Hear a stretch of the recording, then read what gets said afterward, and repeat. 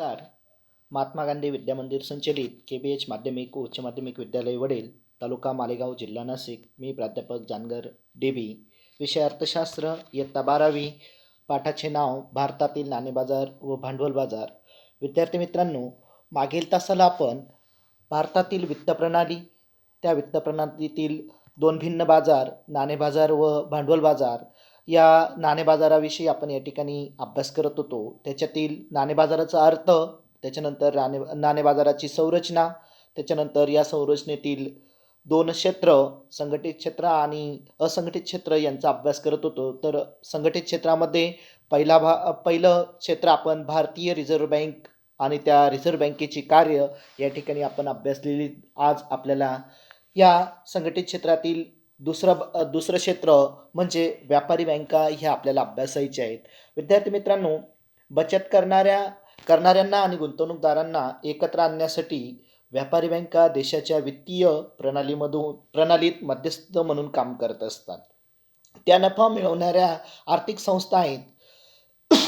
Sorry व्यापारी बँका या बचतीची जमवाजमव म्हणजेच ठेवी स्वीकारण्याचं कार्य करत असतात आणि अर्थव्यवस्थेच्या विविध क्षेत्रामध्ये कर्ज वाटप करण्याचं महत्त्वाची भूमिका ह्या व्यापारी बँका बजावत असतात.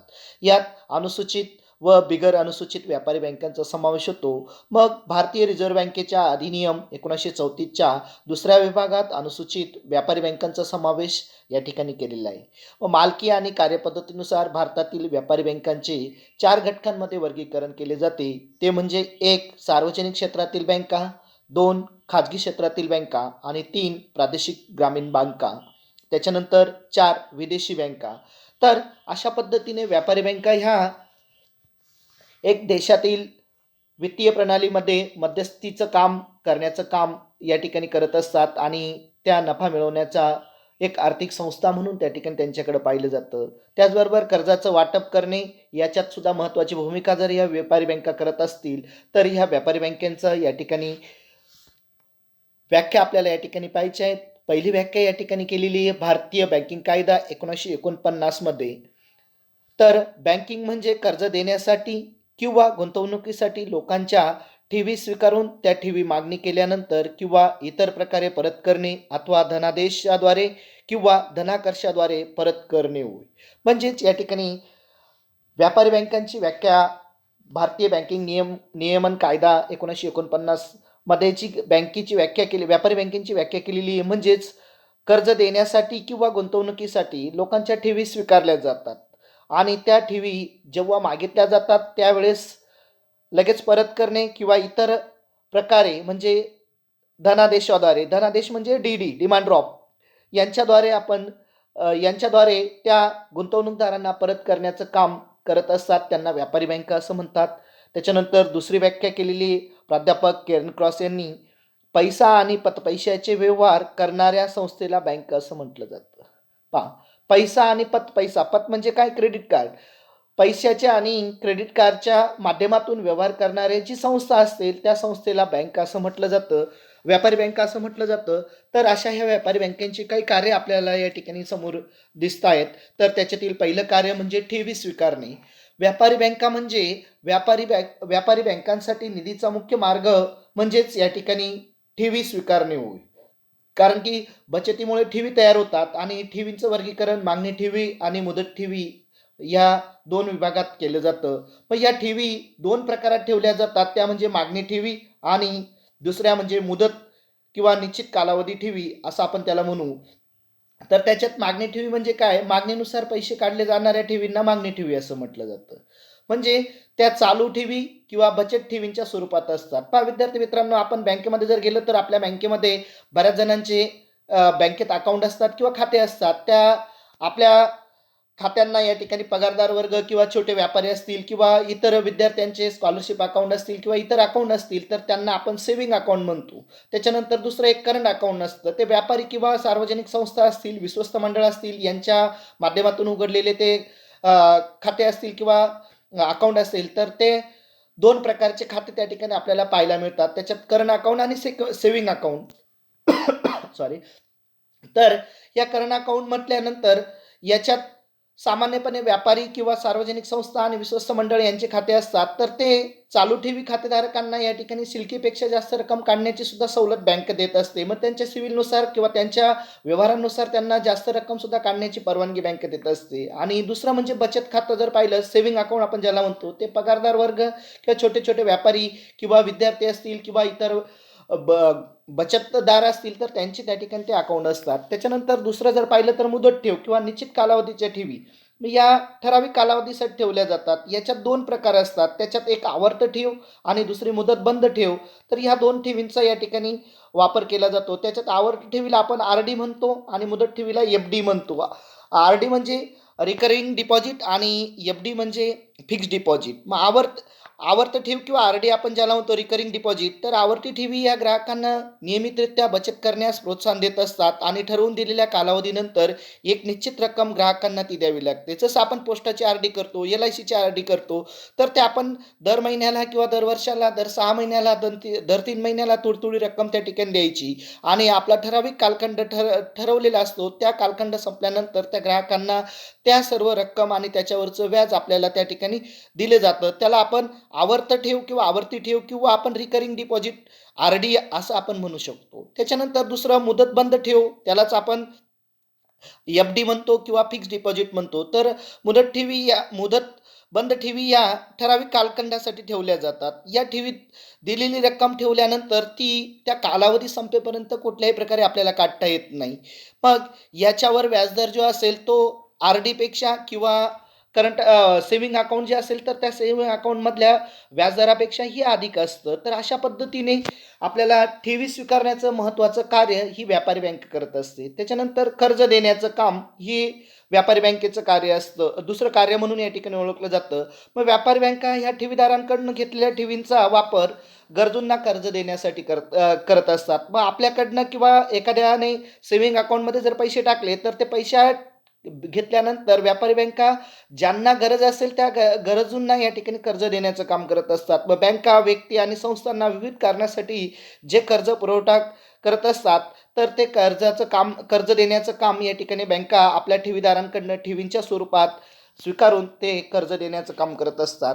त्याचबरोबर रोख कर्ज, अधिकर्ष सवलत यांचा समावेश मग बँका या ठिकाणी अल्प, मध्यम आणि दीर्घ मुदतीच्या कर्जांसाठी करत असतं. म्हणजे आता या ठिकाणी बँकांकडे जे पैसा जमा होतो तर त्या पैशातून बँका अल्प मुदत, मध्यम मुदत आणि दीर्घ मुदत अशा तीन प्रकारच्या कर्जांचा समावेश या बँका या ठिकाणी करत असतात आणि त्याच्यातून ग्राहकांना कर्ज देण्याचं काम करत असतात. मग कर्जाचा कालावधी जितका जास्त असतो तितका व्याजदर जास्त असतो. म्हणजे तुम्ही 5 वर्ष, 10 वर्ष, 20 वर्ष अशा कालावधीमध्ये जेवढा जास्त कालावधी कर्जाचा असेल तेवढा बँकेचा व्याजदर जास्त असतो. त्याचबरोबर याच्या व्यतिरिक्त बँका रोख कर्ज, अधिकर्ष सवलत, हुंडा वटवणे यासारख्या सुद्धा सुविधा आपल्याला या ठिकाणी देत असतात. त्याच्यानंतर तिसरं कार्य या व्यापारी बँकांचं म्हणजे सहाय्यक कार्य.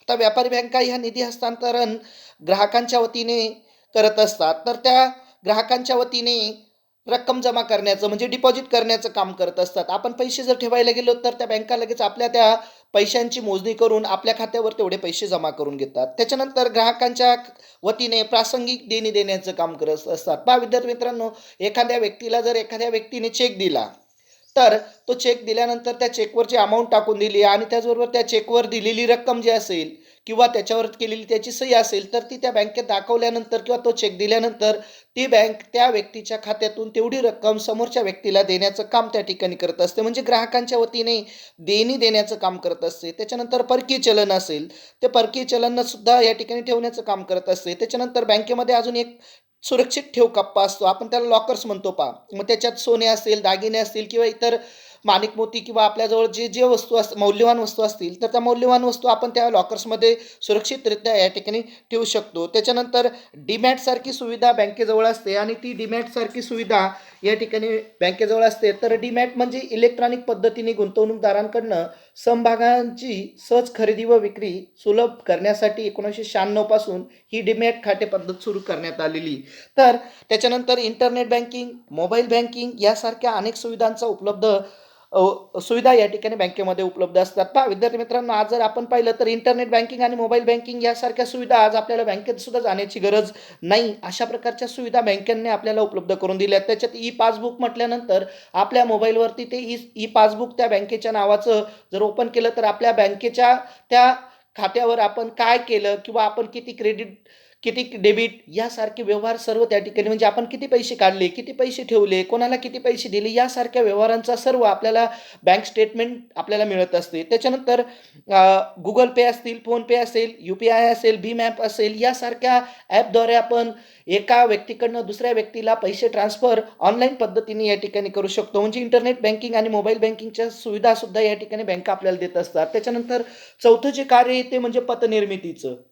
आता बँका, रिझर्व्ह बँक जरी पतनिर्मितीचं कार्य करत असते तर चलनी नोटांचं कार्य छपाई करण्याचं काम ह्या रिझर्व्ह बँकेकडे असते, परंतु व्यापारी बँका ह्या पतनिर्मितीचं कार्य करत असतात. तर त्याच्यात पहा कसं, तर पतनिर्मिती ही करणे ही व्यापारी बँकांचं एक महत्त्वाचं कार्य असतं. मग त्या ठिकाणी त्या पतनिर्मिती कशा करतात, की प्राथमिक ठेवींच्या आधारावर बँका पतनिर्मिती करत असतात.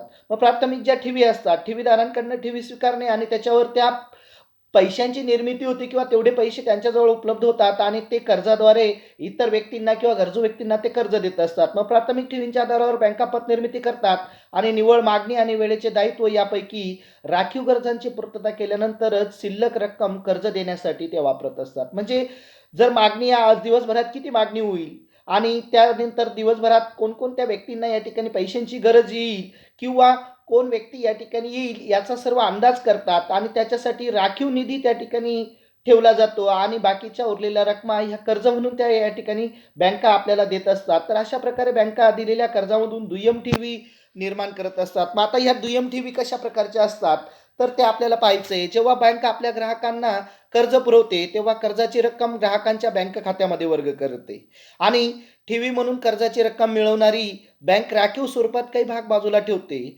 आता ती राखीव स्वरूपात जो भाग बाजूला ठेवते तर त्या राखीव गरजा भागवल्यानंतर उर्वरित रकमांमधून कर्ज देण्याचं काम ही बँक करत असते. अशा प्रकारे ही प्रक्रिया जी आहे तर ही संपूर्ण देशातील बँकिंग प्रणालीद्वारे अनुसरून केली जाते. म्हणजे संपूर्ण देशातील सर्व बँका एकमेकांना ऑनलाईन प्रणालीतून त्या ठिकाणी त्या सर्व व्यवहार करताना दिसतात. म्हणजे थोडक्यात याच्यातून आपल्याला असं समजतं की व्यापारी बँका ह्या ठेवी निर्माण करतात, ठेवीतून कर्ज देतात, कर्जातून ठेवी निर्माण होतात आणि पुन्हा पैशाची निर्मिती होते.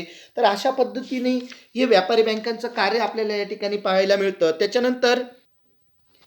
त्याच्यानंतर पुढचा जो मुद्दा आहे व्यापारी बँका आणि मध्यवर्ती बँक, याच्यानंतर आपल्याला या ठिकाणी सहकारी बँका यांच्याकडे आपल्याला वळायचं आहे. तर 1904च्या सहकारी पतसंस्था कायद्यान्वये सहकारी बँका अस्तित्वात आल्या. मग या ठिकाणी या सहकारी बँका स्थानिक लोकसंख्येच्या कर्जाची गरज भागवून व्यापारी बँकांच्या प्रयत्नांना पूरक ठरवण्याचं काम या ठिकाणी करत असतात. मग ह्या बँका अल्प व मध्यम उत्पन्न गटातील बँकिंग गरजा पूर्ण करण्याचं कार्य करत असतात. मग ग्रामीण सहकारी पतक्षेत्रात प्राथमिक सहकारी पतसंस्था असेल, मग याच्यात शिक्षक पतसंस्था असते, व्यापारी पतसंस्था असतील किंवा इतर ज्या असणाऱ्या छोट्या मोठ्या पतसंस्था असतील तर त्या पतसंस्था प्राथमिक सहकारी पतसंस्था म्हणून ओळखल्या जातात. त्याच्यानंतर जिल्हा मध्यवर्ती सहकारी बँक आहेत. मग आपल्या नाशिक जिल्ह्यामध्ये नाशिक जिल्हा सहकारी बँक आहे. त्याच्यानंतर त्याला आपण NDCC म्हणतो. त्याच्यानंतर महिला विकास बँक आहे. अशा अनेक प्रकारच्या किंवा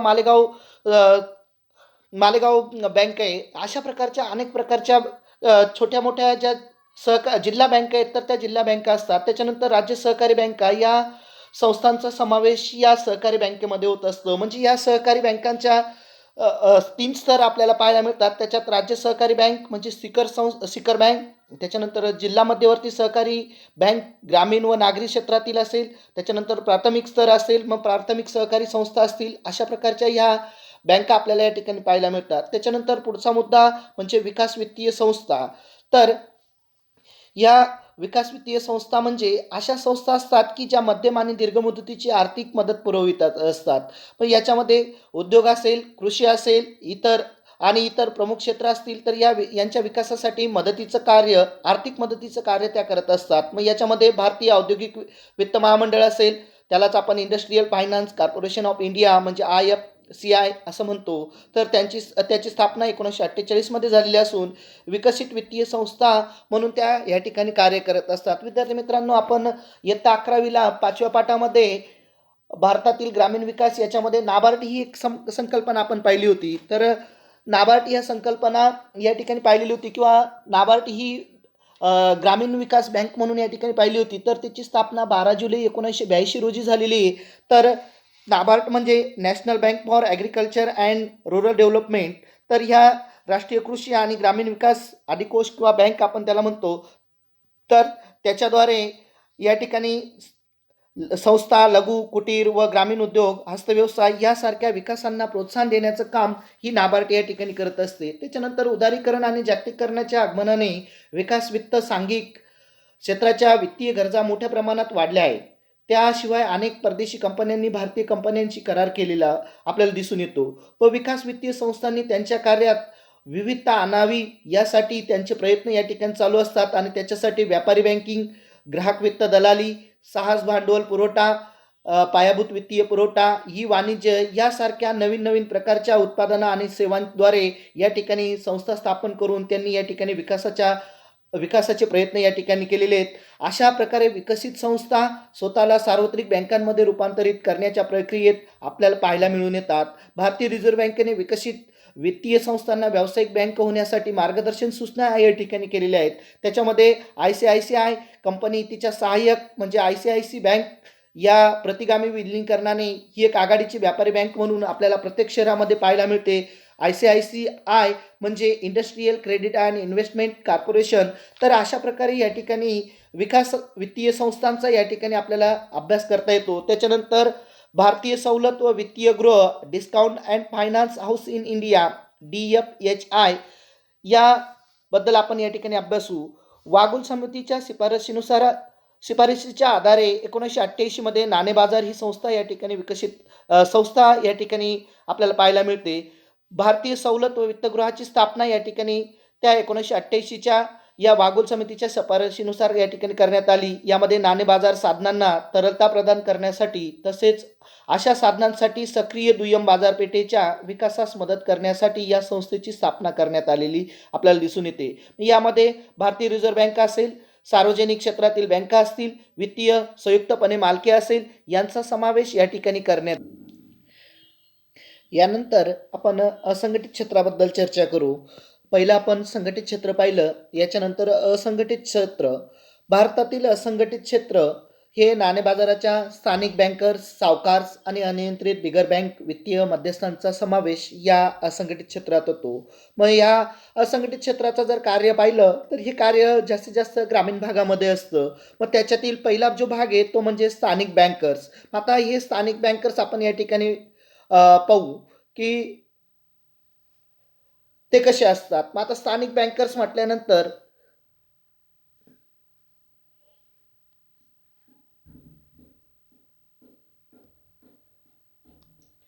या ठिकाणी स्थानिक बँकर्स ही संकल्पना आपण या ठिकाणी पाहू.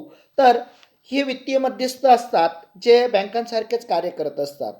ते स्वदेशी अल्पमुदतीच्या पतसाधनांमध्ये व्यवहाराचं काम करत असतात. मग हे वेगवेगळ्या बाजारपेठेमध्ये जे व्याजदर असतात ही प्रत्येक बाजारपेठेत ही स्थानिक बँकरचे वेगवेगळे दर असतात. मग स्थानिक बँकर्स बहुधा ठराविक विशिष्ट सामाजिक गटाशी संबंधित असतात. म्हणजे विशिष्ट समाजाचे काही गट असतात त्याच्यासारखे किंवा समाज म्हणजे या ठिकाणी सराफी पेढी असतील, आडते असतील, व्यापारी असतील, दलाल असतील किंवा एखादा बचत गट तयार झाले असेल तर ह्यासारख्या सामाजिक गट तयार होऊन त्यांनी या ठिकाणी एकमेकांची केलेले जे व्यवहार असतील किंवा एकमेकांना मदतीसाठी केलेला जो निधी असेल तर त्या निधीला या ठिकाणी स्थानिक बँकर्स सुविधा असं म्हटलं जातं. मग ही बँक सुविधा नसलेल्या काही भागामध्ये ह्या स्थानिक बँकरच्या सुविधा असतात. मग त्या ठिकाणी एखादा शेतकरी वर्ग असेल, मग त्या शेतीसाठी किंवा एखादा व्यापारी वर्ग असेल तर त्यांना व्यापारासाठी किंवा एखादा उद्योजक असेल तर त्या उद्योजकांना या ठिकाणी कर्ज पुरवठ्याचं काम करत असतात. मग त्या सराफी पेढ्या असतील, आडते असतील, व्यापारी असतील, दलाल असतील, बचत गट असतील यासारख्या क्षेत्रांचा या ठिकाणी या स्थानिक बँकर्समध्ये समावेश होतो. त्याच्यानंतर सावकार या ठिकाणी आपण पाहू तर सावकार हा प्रामुख्याने ग्रामीण भागामध्ये काम करताना आपल्याला दिसत असतात. मग सावकार ही उच्च दराने व्याजदर आकारतात. त्याचबरोबर सावकाराने दिलेली जी कर्ज असतात ते बहुतेक अनुत्पादक हेतूसाठी म्हणजेच उदाहरणार्थ शेतमजूर असतील, सीमांत किंवा अल्पभूधारक शेतकरी असेल, एखादा कारागीर असेल, छोटे व्यापारी असतील, तर या सारखे व्यक्ती या ठिकाणी या सावकारांकडनं कर्ज घेत असतात. पण आजची सद्यस्थिती जर पाहिली तर सावकारांचं जे शोषण होतं, तर या शोषणामुळे त्या शोषणाच्या प्रवृत्तीमुळे भारतीय रिझर्व्ह बँकेने सावकारांवर निर्बंध घातलेले आहेत आणि हा सावकारी व्यवसाय जवळजवळ बराचसा बंद झाल्याचं आपल्याला या ठिकाणी पाहायला मिळतो. त्याच्यानंतर अनियंत्रित बिगर बँकमध्ये जर पाहायचं म्हटलं तर अनियंत्रित बिगर बँक म्हणजे एक मध्यस्थ, यात चिटफंड किंवा निधी कर्ज कंपन्या इत्यादींचा समावेश होत असतो. मग चिटफंड म्हटल्यानंतर जर पाहिलं तर यामध्ये नियमित भरणा या ठिकाणी सदस्यांना करावा लागतो. मग एकमेकांनी या ठिकाणी मान्य केलेल्या एक निकष असतात आणि त्या निकषाद्वारे या ठिकाणी बोली किंवा चिठ्ठी काढली जाते, ज्याला लकी ड्रॉ आपण म्हणतो. जसं उदाहरणार्थ BC वगैरे असतात पहा, तर त्या BCमध्ये निकषांच्या आधारावर म्हणजे सर्वांनी किती पैसे जमा करायचे वगैरे सर्व या ठिकाणी ठरवलं जातं आणि त्याच्याद्वारे एक बोली ठेवली जाते आणि त्या बोलीद्वारे त्या BCचा निलाव किंवा चिठ्ठीद्वारे या ठिकाणी निलाव BC किंवा चिठ्ठीची चिठ्ठी काढून त्या ठिकाणी ही BC उचलली जाते. अशा पद्धतीने त्या सदस्यांची निवड करून तो निधी जो जमा झालेला असेल तर तो निधी त्या सदस्याला दिला जातो. हा बहुतेक चिटफंड जवळजवळ केरळ, तामिळनाडू यासारख्या या राज्यांमध्ये आपल्याला पाहायला मिळतो. त्याच्यानंतर निधी हा एक पारंपरिक लाभदायक प्रकार आहे, तर तो सदस्यांच्या योगदानावर या ठिकाणी असतो. मग सर्व सदस्यांनी एकत्रित केलेला जो पैसा असेल तो ठराविक सभासदांना या ठिकाणी व्याजदरावर दिला जातो. त्याच्यात काही कंपन्या असतील किंवा वित्तीय कंपन्या असतील, त्याच्यात छोटे व्यापारी असतील, लघुउद्योग असतील किंवा एखादा स्वयंरोजगार असेल, त्याच्यात आपण जसं बचत गट वगैरे म्हणतो, तर यांना या ठिकाणी कर्ज पुरवण्याचं काम या निधीद्वारे केला जातो. तर अशा पद्धतीने अनियंत्रित असल्यामुळे कर्जावर याचा व्याजदराचा बोजा हा अत्यंत जास्त असतो.